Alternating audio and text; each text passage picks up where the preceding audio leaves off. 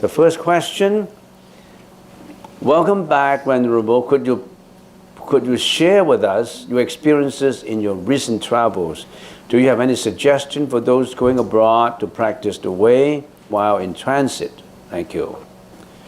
Well, it's a good question. I've been away for 3 weeks now, and then the reason why I have been away is I visited a few places. I was invited by some organizers in Polytechnical University in Hong Kong for 3 days, and also I was invited by University of Technology and Science for 2 days.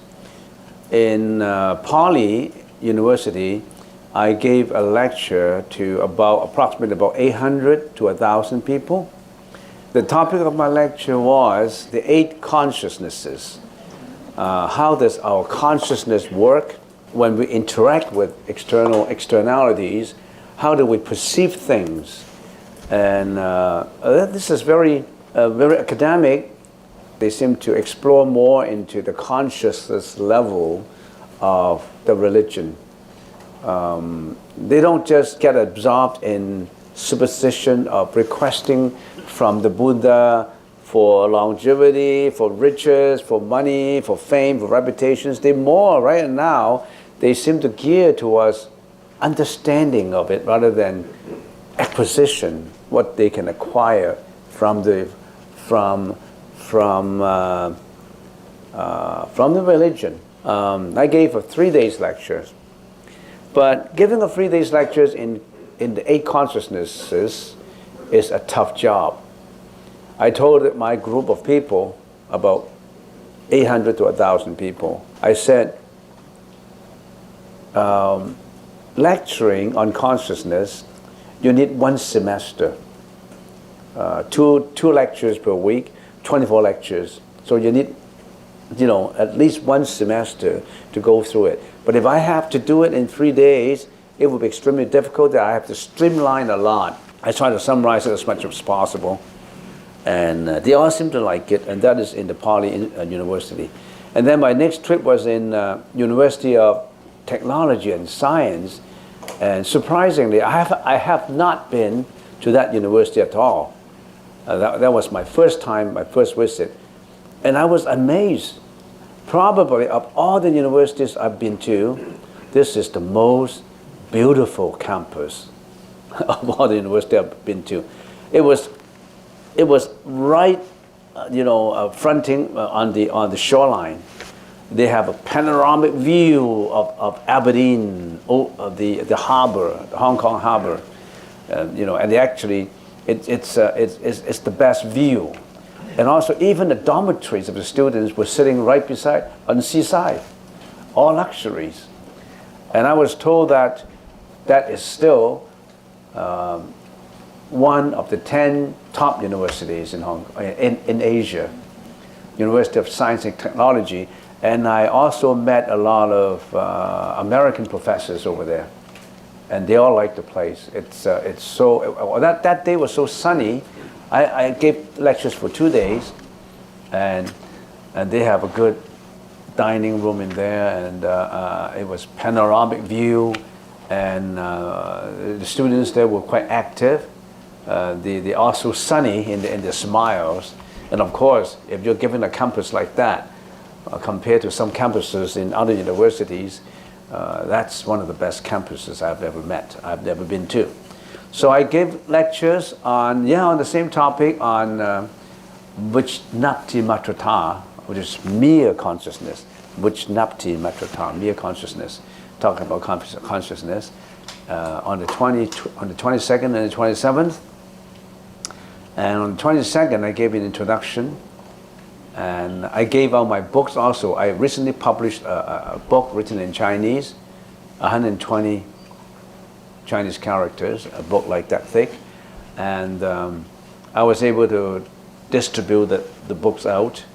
I gave lectures to about 95 students, second-year university students.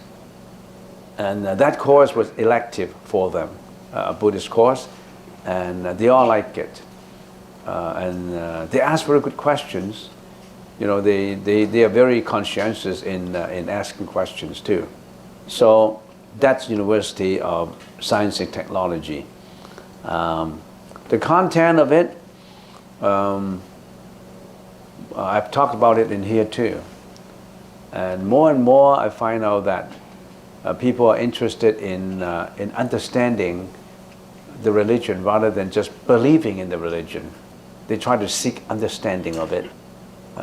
They want to get wisdom out of it, not just blindly believing in it, by asking more questions, by actually practicing it. I said they were very interested. There were a lot of business students because it was famous for commerce at the University of Technology and Science. And they wanted to ask questions about how to apply Buddhism to management. I said the theme of my lecture is not on management, it's on consciousness. However, I would be pleased if I would have a chance to give a lecture on how to apply Buddhism to management. And I mentioned that we have in Buddhism we have the 6 paramitas. The 6 paramitas, paramitas.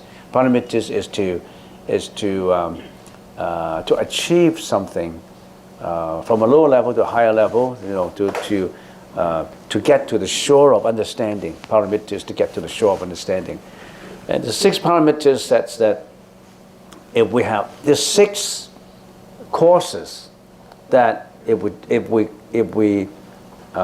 pass into 6 courses and really get good marks in it, it's just as if we have learned how to apply Buddhism to management. So it has been very good experiences, and I will be going to Singapore too. Surprisingly, I have a lot of lectures on YouTube, and people in Singapore and Malaysia, they all like my YouTube lectures in English, and they particularly liked Chinese monks who could speak English over there, because Singaporeans and Malaysians, they all speak English, and they speak English, they speak Cantonese, they speak Putonghua. They're quite talented in languages, and they like a monk who could be good at conversing in those 3 languages. So I was asked to give a lectures in the coming June for 4 days, 2 days in English, 1 day in Cantonese, and 1 day in Putonghua.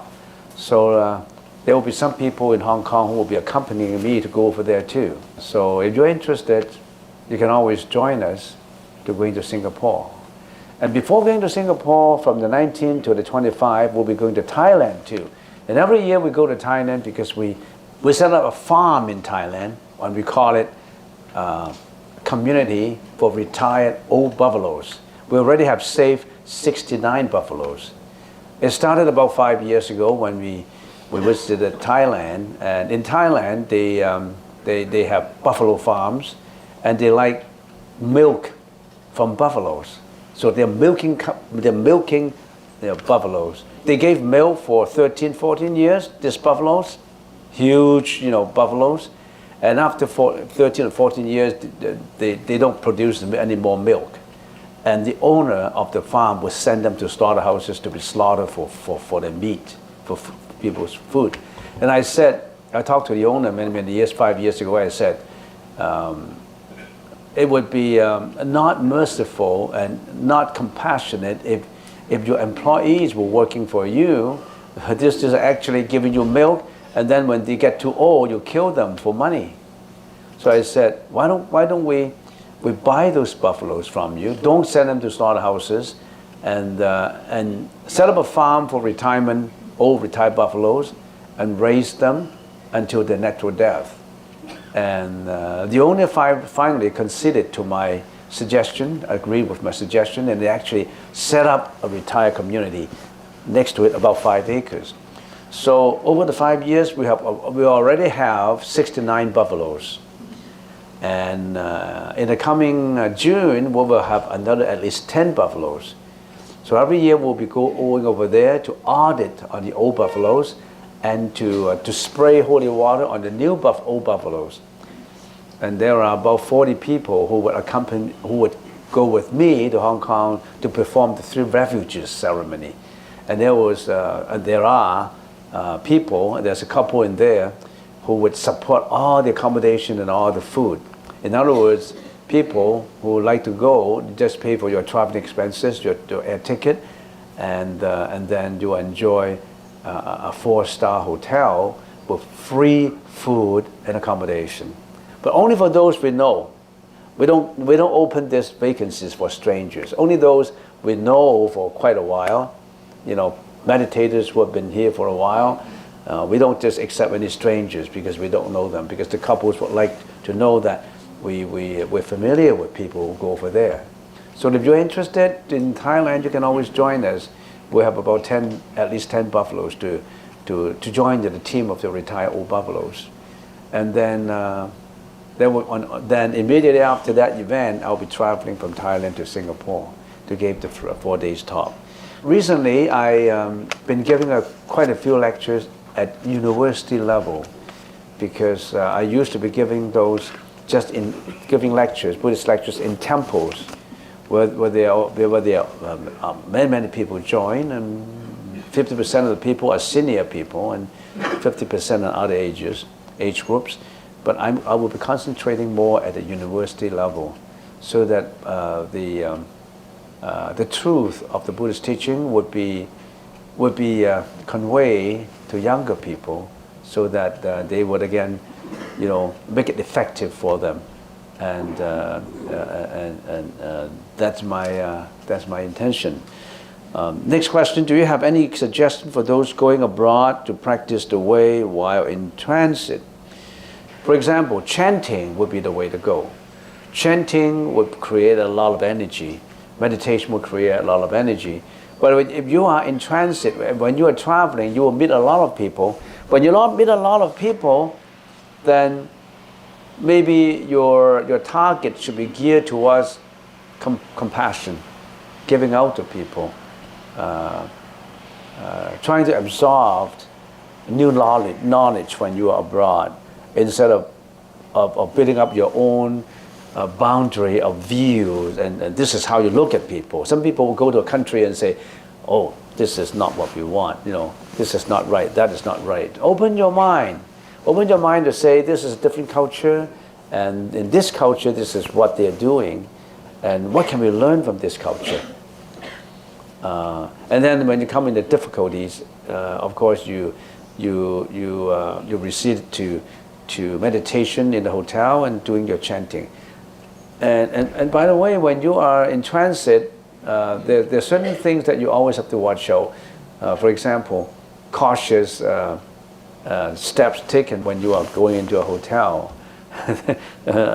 We always say, when you are choosing a hotel, always choose, when you're giving a room, don't take a room at the end of the lobby. You know what I mean? So if the long lobby, a long corridor, and there are 1 or 2 rooms right at the very end of it, and it's so quiet, there will be a lot of other friends in there waiting for you for chit-chat. You know what I mean? Yeah. So whenever you get into a hotel, you always bang on the door, and then you're whispering, oh, my friends, my dear friends, I'm only stay for 1 or 2 days. I won't give you any disturbance, and let us just cooperate. Because in empty rooms like that, there are other beings occupying the place. I heard a lot of stories about rooms that haven't been taken for 1 or 2 weeks, and all of a sudden a stranger go in, they would react in a different way. So always lock at the door and say you're here, and thank you for sharing it and all that. Otherwise you'll meet situations that not pleasant for you. At the end of the lobby, or you can feel it sometimes. So if you are chanting, that would also give you some protection too once you get into rooms like that. And I heard a lot of stories about getting into rooms that is quote unquote haunted. Then you'll meet problems. But try to avoid that while in transit. And chanting, you get protection for chanting. All right. Be extremely cautious when you are abroad. Are you planning to travel abroad? Yeah. So Mani Padme Hum. Yeah, that's a good mantra. That's easy to learn. Doesn't performing good actions, that's the next question. Doesn't performing good actions as an example lead to karma and reincarnation again? What did the first Buddha think of chanting? Well, the reason why we are practicing the Buddhist teaching is to get away from reincarnation. When you're in reincarnation, you're always in a cycle of life and death. You don't want to be in life and death again. 2,600 years ago, there was a saint who practiced a certain way, and he found a way to be liberated from life and death. He did not have to go through life and death anymore after that life, particular life. But he still have to shed that clothes, to shed that body off before they go to Nirvana. By the way, today is the Nirvana day of Sakyamuni Buddha. So in other words, you died out this one lifetime and you don't continue into the next lifetime again. Because if you're always in reincarnations, you can't get away from life and death. The reason for practicing the Buddhist teaching is to get away from life and death, not to roll into karmic energy and reincarnation again. So I don't understand why it doesn't performing good action as an example lead to karma. Performing good actions would take you out of the trouble of suffering from bad effects. So if you're always killing, lying, sexual misconduct, intoxication, then because of these causes that you have cultivated, all these bad karma and bad effects will act on you. How can you practice? You're too busy facing all the difficulties you have this lifetime. So the first thing to do is to stay away from doing bad deeds. That's the number one. Why? Because then if you do bad deeds, you will suffer a lot from all these bad deeds. So if you do good deeds, that would give you good effects. But still, that's not the way to go. That's not pure. So the people are always, cultivating good causes and enjoying life, then in the process of enjoying, he may be involved in other bad things like relationship, getting by all means making all kinds of money in the wrong way, and because when you have money, you tend to be involved in non-virtuous deeds sometimes. So don't get into reincarnation again. That's what we try to get away from. But how do we not get into the next round of life and death? We really have to learn the Buddha's way. It's not just a few words will be sufficient to give you all the answers. What did the first Buddha think of chanting? The first Buddha. If there is a first Buddha, there must be a last Buddha. If there is a first and then a last, that's not Buddhism. Because explaining it would involve explaining of emptiness and sunyata. What did the first Buddha think of chanting? First of all, there's no such thing as first Buddha think of chanting. What did the Buddha think of chanting? Chanting, as we said, is a kind of it's a kind of consciousness enriching. It's a consciousness reminder. It's related to the deep-rooted consciousness, how to enrich it, how to enlighten your consciousness. What's the meaning of Buddha? Buddha is to awaken from a dream, to awake from a dream. Buddha, awake from a dream. In a dream, you are in confused consciousness. You want to change your confused consciousness, your tainted consciousness into wisdom level. You have to be awake. You have to get awakened from the dream. That's what we can think of chanting. What's the difference between Taoism and Buddhism? That requires one semester to go through. And we can't discuss it in here.